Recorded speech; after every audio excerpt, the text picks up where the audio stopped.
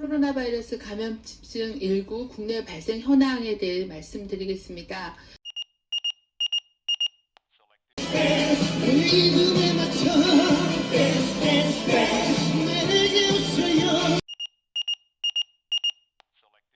당신의 코로나19 백신과 치료제. 거울 유런. 신종 코로나19가 세계보건기구 WHO에서 팬데믹으로 발표되면서 각국은 비상사태에 돌입한 상태입니다. 더욱이 백신이나 치료제가 마련되어 있지 않다 보니 연일 확산하는 유럽 국가들은 그야말로 속수무책으로 시간을 보내고 있습니다. 이런 상황에서 세계 유명 의과대학의 연구진은 자신의 생활을 돌아보라는 말을 꺼내들었습니다. 코로나19와 자신의 생활과 무슨 상관이 있는 거지? 라고 반문을 할 테지만 이들이 말하는 거울 뉴런 신경세포의 실험 연구 결과를 들어보면 고개가 끄덕여질 것입니다. 독일 슐레스비 홀슈타인 대학은 세계적인 뇌졸중 재활병원으로 유명합니다. 이 대학병원의 연구팀은 활동이 매우 부자유스러운 중풍 환자들에게 자유롭게 움직이는 건강한 사람들의 일상을 4주간 지켜보게 한 후 이들의 치료 경과를 살폈는데 다른 환자들에 비해 회복 기간이 빠르다는 실험 결과를 얻었습니다.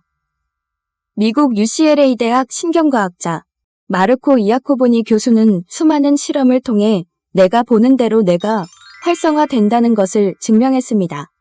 그는 가수의 공연을 보면 노래 관련 신경활동이 활성화돼 자신이 노래하는 것처럼 반응한다는 것입니다.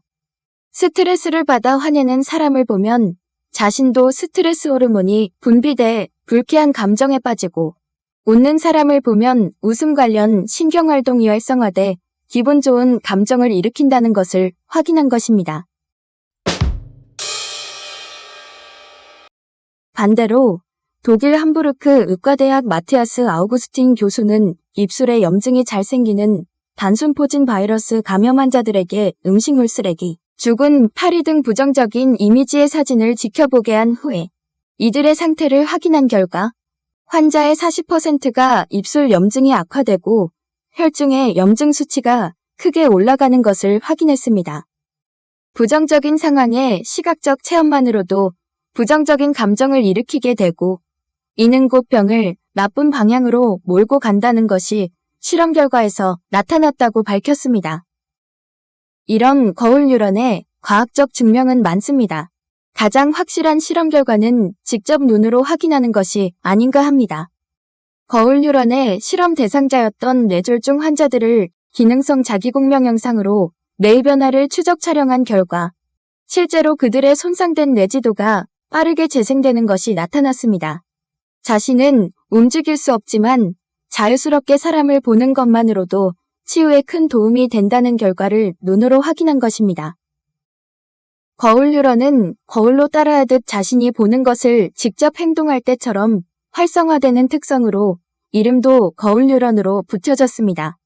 거울 뉴런을 코로나19 확산에 자신의 면역력을 높여 얼마든지 이겨낼 수 있다는 의료진들의 조언입니다. 내가 보는 것을 그대로 신경세포로 전달하는 것으로 알려진 거울 뉴런 특성을 극대화하라는 것입니다. 무엇을 보고, 듣고, 말하고, 생각하느냐, 무엇에 관심을 갖느냐가 면역력과 직결된다는 것을 확인한 세계 유명 대학의 의료진은 거울 뉴런 신경세포의 활용은 단순한 면역력 증대만이 아니라 우울증 치료에도 큰 도움이 된다고 덧붙입니다.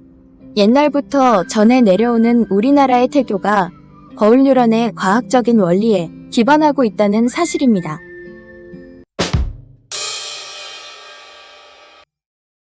최근에 와서는 거울 뉴런 신경세포의 상호작용은 치료에도 적용되고 있습니다. 타인이나 상황을 모방한 행동 결과를 상대의 의도와 목표에 대한 해석을 담당하는 뇌의 인접 영역에 전달함으로써 타인의 행동을 통합적으로 이해하는 데 도움을 주는 거울 뉴런의 존재는 우리의 사회생활, 더 나아가 진화적 관점에서도 매우 중요한 역할 존재로 등장했습니다. 그렇다면 만약 거울 뉴런이 제 기능을 발휘하지 못하게 되면 어떤 문제가 발생하게 될까요? 바로 자폐증입니다.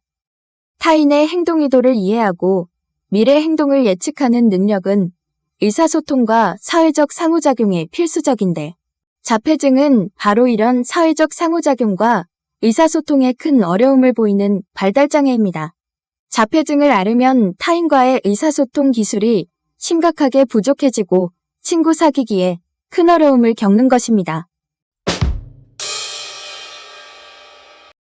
오늘부터 여러분은 거울뉴런으로 암울한 코로나19 사태를 이겨내는데 큰 도움을 받으십시오.